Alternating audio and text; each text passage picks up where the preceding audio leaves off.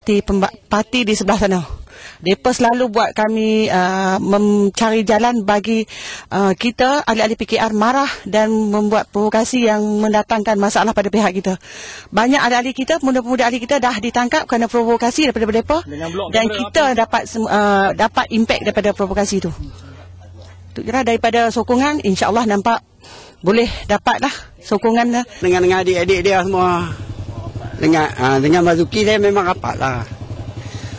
Ni baru saya pecah masalah dalam tu. Kata kampung ni bagi kita pun dapat memikir suasana Malaysia sekarang ni. Kalau di Dun Matampau ni penjara kecil ni, hidup mati, peterangan hidup mati. Kalau menang sebelah BN ataupun sebelah UMNO tu, mana kezaliman, korupsi, benda yang begitu nak menjahanamkan Islam itu sendiri, dan nak menjahanamkan bangsa dan tanah air itu akan berterusan.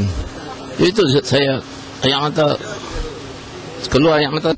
Kami daripada Angkatan Muda Negeri Pahang, Darul Makmur, terdiri daripada bahagian Kuantan, Kuala Lipih, Raub, Jerantup, Bentung, Lancang, Temerloh dan keseluruhannya sudah berada di sini hampir 8 hari, bermula pada 13 bulan.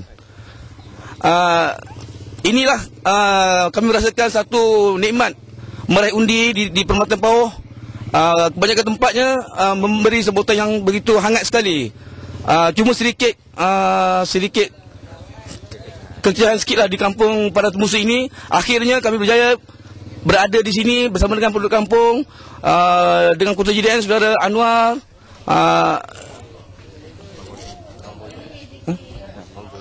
Abang Fauzi dan rakan-rakan kampung Buajrin semua.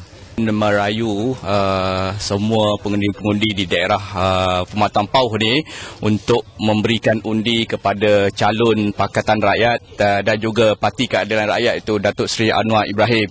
Ya, moga-moga dengan kemenangan beliau akan berjaya melangkah ke Parlimen dan juga melangkah ke Putrajaya sebagai Perdana Menteri Malaysia yang ke-6, akan membawa manfaat dan rahmat untuk seluruh Malaysia, termasuk negeri Pahang Darul Makmur. Perkhidmatan Pauh, hidup Perkhidmatan Pauh. Reformasi.